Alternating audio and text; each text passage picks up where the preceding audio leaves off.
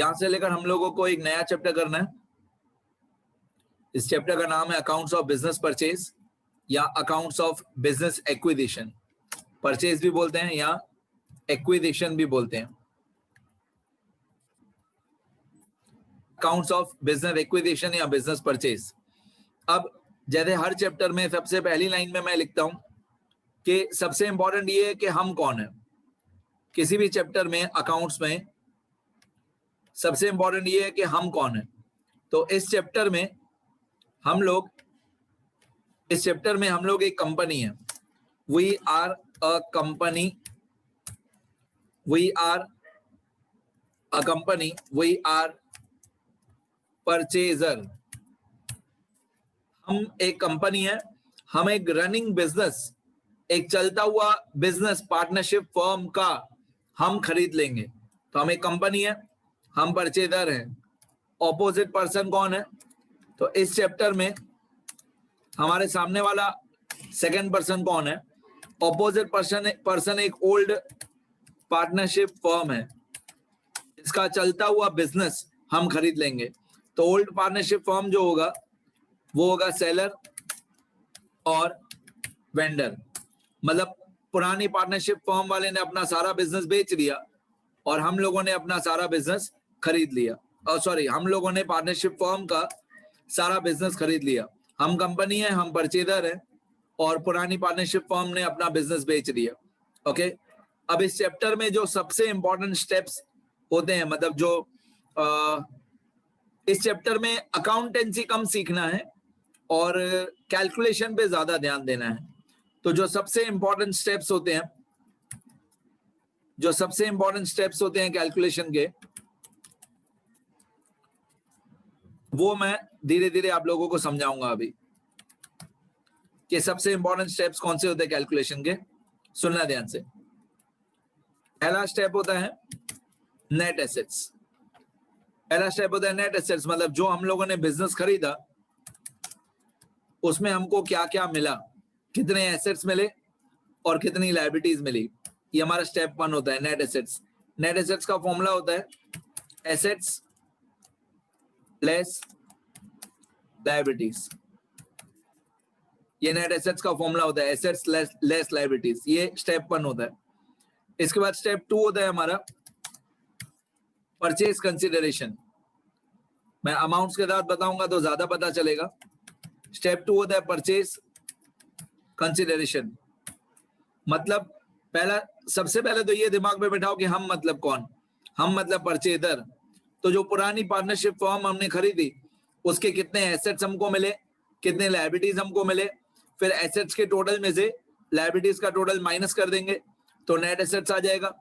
Net assets मतलब कितना benefit हमको पुरानी पार्टनरशिप फर्म में से मिला। परचेज कंसिडरेशन मतलब परचेज प्राइस, तो हम लोगों ने कितना पैसा पे किया पुरानी पार्टनरशिप फर्म को। तो यहाँ पे आता है मोड और फॉर्म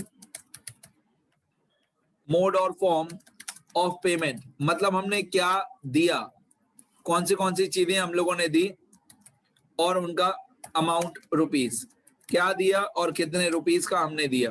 मोड ऑफ पेमेंट और अमाउंट, क्या क्या हमने पे किया और कितनी अमाउंट का पे किया, इसको बोलते हैं परचेज कंसिडरेशन। फिर स्टेप 3 होता है, मैं हर एक स्टेप बहुत ज्यादा डिटेल में बताऊंगा, बहुत सारे रूल्स बताऊंगा मैं आप लोगों को।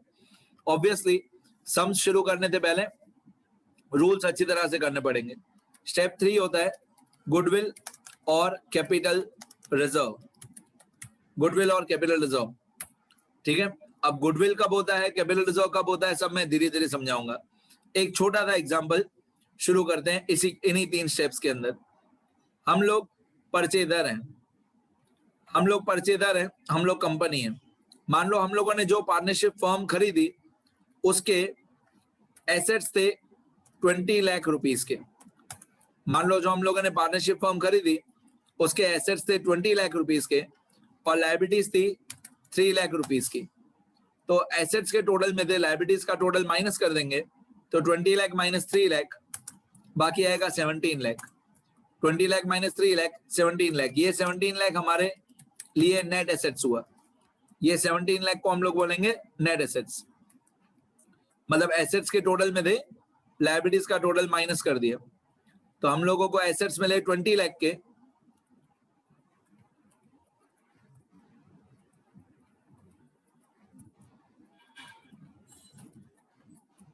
हम लोगों को एसेट्स मिले 20 लाख के और लायबिलिटीज मिली 3 लाख की, तो हमारे नेट एसेट्स हुए 17 लाख। मतलब जो हमने पुरानी पार्टनरशिप फर्म खरीदी उसका नेट 17 लाख रुपीस का वैल्यू हमको मिला। इसके सामने हमने क्या क्या पे किया, हम मतलब कंपनी, तो सपोज करो हम लोगों ने इक्विटी शेयर्स दिए, इक्विटी शेयर कैपिटल हमने दिया, मान लो इक्विटी शेयर कैपिटल हमने दिया 15 लाख रुपीस का, और हम लोगों ने कैश एंड बैंक मतलब कैश में पैसा पे किया, मान लो कैश में हमने पैसा पे किया 6 लाख रुपीस, तो 15 लाख और 6 लाख टोटल 21 लाख रुपीस हमने पे किया। क्या अमाउंट्स के साथ ज्यादा दिमाग में बैठेगा, अमाउंट के साथ करोगे तो ज्यादा समझ में आएगा। तो हम लोगों को एसेट्स मिले 20 लाख के, लायबिलिटीज मिली 3 लाख की, नेट एसेट हमको 17 लाख का मिला, उसके सामने हमने पे किया टोटल परचेज कंसिडरेशन, इसको शॉर्टकट में पीसी बोलते हैं, पीसी मतलब purchase consideration, total purchase consideration हमने पे किया 21 लाख। मैं बार बार बोल रहा हूं कि हम मतलब कौन, हम मतलब न्यू कंपनी परचेजर, तो हम लोगों ने 17 लाख रुपीस, हम लोगों को 17 लाख रुपीस के नेट एसेट्स मिले, उसके सामने हमने 21 लाख रुपीस परचेज कंसिडरेशन पे किया, तो हम लोगों ने 4 लाख रुपए ज्यादा पे किया। तो अगर हम लोगों ने 4 लाख रुपए ज्यादा पे किया, मैं यहाँ पे ए पॉइंट करके लिखता हूं, if net assets is more, sorry, if PC is more than net assets, then it is a loss for the purchasing company, मतलब परचेजर, जो परचेजिंग कंपनी है उसके लिए लॉस है, मतलब हमारे लिए 4 लाख रुपए का लॉस है, क्योंकि हम लोगों को नेट एसेट्स कितने मिले 17 लाख, और हमने उसके सामने परचेज कंसिडरेशन कितना पे किया 21 लाख, तो हम लोगों ने 4 लाख रुपए ज्यादा पे किए। तो जो हम लोगों ने 4 लाख रुपए ज्यादा पे किए उसको गुडविल बोलते हैं। If the PC is more than net assets then it is a loss for the purchasing company and that loss is recorded और डेबिटेड एज गुडविल अकाउंट। आपको याद होगा हम लोग 11th में 2 फॉर्मूला हर रोज बोलते थे, सन और जीएनओ, आपको याद होगा। सन पार्टनरशिप में हम लोग बोलते थे सन, तो इसका फुल फॉर्म होता है sacrificed equal to old ratio minus new ratio, sacrificed equal to old ratio minus new ratio. फिर हम लोग बोलते थे जीएनओ, मतलब goodwill equal to new ratio minus, sorry, gain equal to new ratio minus old ratio. तो ये रोज हम लोग बोलते थे sacrificed equal to old ratio minus new ratio, gain equal to new ratio minus old ratio. उसी तरीके से कॉलेज में आप लोग रोज ऐसे बोलोगे जीपीएन, जीपीएन का फुल फॉर्म होता है, ये मैं 12th वाले बिठा देता हूं, सन और जीएनओ। जीपीएन का फुल फॉर्म होता है गुडविल इक्वल टू पीसी मतलब purchase consideration minus net assets. Goodwill is equal to PC minus net assets, ये गुडविल का फॉर्मूला होता है, ठीक है। Goodwill is equal to PC minus net assets. तो आपने देखा होगा इस क्वेश्चन में हम लोगों को परचेज कंसिडरेशन जो हमने पे किया वो 21 लाख का था, और हमको उसके सामने जो नेट एसेट्स मिले वो 17 लाख के मिले। तो 21 लाख परचेज कंसिडरेशन हमने पे किया, उसके सामने हमको नेट एसेट्स 17 लाख के मिले, तो 4 लाख रुपए हम लोगों ने ज्यादा पे किया। तो जो 4 लाख रुपए हम लोगों ने ज्यादा पे किया, हम मतलब न्यू कंपनी, जो 4 लाख रुपए हम लोगों ने ज्यादा पे किया वो हमारा एक तरीके का लॉस है, उस लॉस को गुडविल बोलते हैं। तो इफ द पीसी मतलब 21 lakh is more than net assets मतलब 17 लाख, 21 लाख माइनस 17 लाख, तो जो 4 लाख रुपए हमने मतलब न्यू कंपनी ने ज्यादा पे किए वो 4 लाख रुपए न्यू कंपनी के लिए हमारे लिए लॉस हुआ, उस लॉस को गुडविल बोलते हैं। अब सिंपल और इजी भाषा में, लॉस हो तो गुडविल, प्रॉफिट हो तो कैपिटल रिजर्व। अब सिंपल और इजी भाषा में बता दिया मैंने, लॉस हो तो गुडविल, प्रॉफिट हो तो कैपिटल रिजर्व। अब रूल्स क्या है, इसको मोर की जगह लेस कर देंगे, यहाँ पे मोर की जगह पे लेस कर देंगे, और तो यहाँ पे गुडविल की जगह पे हो जाएगा कैपिटल रिजर्व, बाकी सब कुछ same. Control C, copy paste कर रहा हूं मैं, control V, if PC is less than net assets, then it is the profit, then it is the profit for the purchasing company, and that profit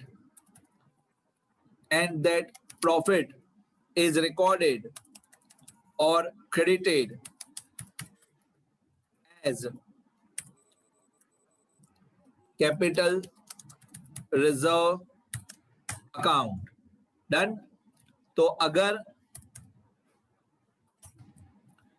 new company ने PC कम पे किया, net asset ज्यादा मिले, उसके सामने purchase consideration कम पे किया, तो न्यू कंपनी के लिए प्रॉफिट है, और प्रॉफिट होता है, प्रॉफिट को बोलते हैं कैपिटल रिजर्व। अब प्रॉफिट कब होगा, जब ये पीसी छोटा हो और नेट एसेट्स बड़े हो। अब ऊपर जाके एग्जांपल चेंज करते हैं, सेकंड एग्जांपल। अब मान लो सेकंड एग्जांपल में, यहाँ पे मैं लिख देता हूँ एग्जांपल 2।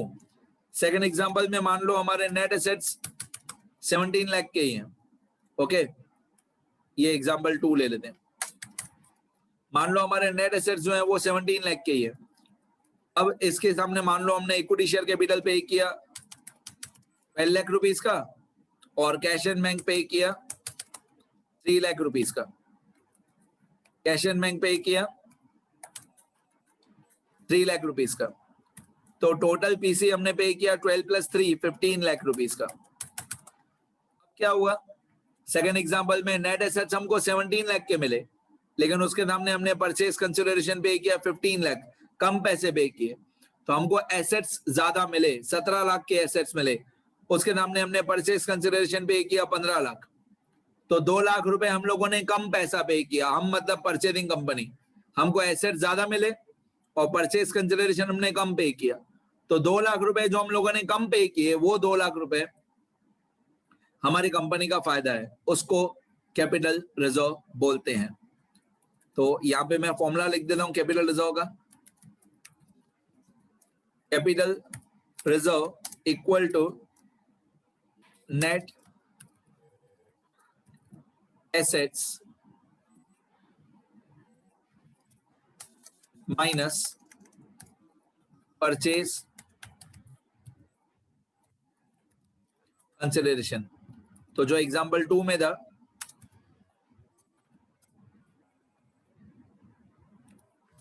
जो एग्जांपल 2 में था उसमें हमारा नेट एसेट्स था 17 लाख।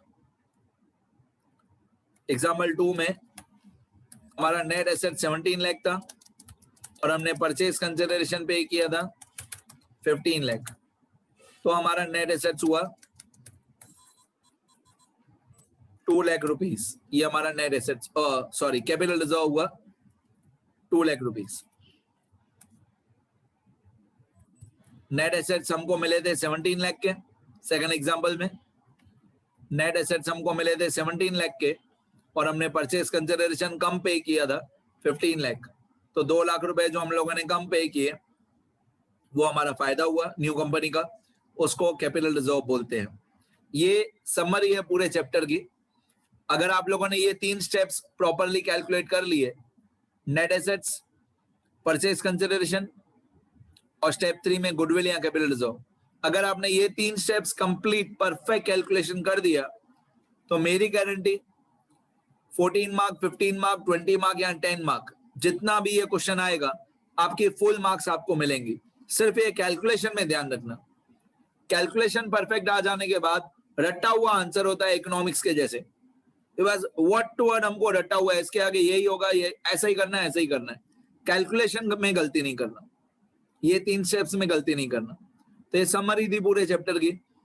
अच्छा, मैं आपको ऐसे भी सिखा दूं कि जीपीएन तो अभी तक आपको याद हो गया होगा, जीपीएन मतलब goodwill equal to PC minus net assets, और ऐसे भी याद कर लो ऐसे भी याद कर लो कि अगर जीपीएन का आंसर, ये मैं लिखूंगा नहीं, अगर जीपीएन का आंसर नेगेटिव आया तो वो कैपिटल रिजर्व है। ऐसे याद कर लो, if the answer of GPN is negative, सीधी बात है बेटा, जीपीएन का आंसर नेगेटिव कब होगा? जब पीसी छोटा हो और नेट एसेट्स बड़ा हो। पीसी छोटा और नेट एसेट्स बड़ा हो। If GPN is negative then the final answer is capital reserve.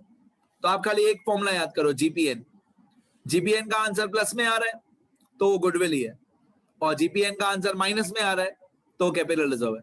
तो आप खाली एक चीज याद करो, जीपीएन। अब जो लोग रिकॉर्डेड लेक्चर देखेंगे, मैं एक बार ऊपर से नीचे तक पूरा स्क्रॉल कर देता हूं जैसे आप लिख सको। ये पूरे चैप्टर की समरी है। ऐसी कैलकुलेशन आपको हर क्वेश्चन में करनी है।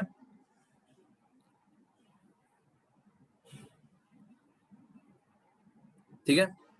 दूसरी बात, मैं आप लोगों को ये नेट एसेट्स की जो स्टेप 1 की कैलकुलेशन है, इसमें 4 लिस्ट लिखाऊंगा, list A, list B, list C, list D, list A B C D. उसमें क्या होगा, एसेट्स में लिस्ट ए और लिस्ट बी। एसेट्स में मैं आपको लिस्ट ए में लिखाऊंगा कि कौन से एसेट्स यहाँ पे नेट एसेट्स में लेने हैं और कौन से नहीं लेने हैं, टेकन और नॉट टेकन। फिर लिस्ट सी और डी, लिस्ट सी और डी में मैं आपको लिखाऊंगा कौन सी लायबिलिटी लेनी है, मतलब लिस्ट सी, कौन सी लायबिलिटी नहीं लेनी है, मतलब लिस्ट डी।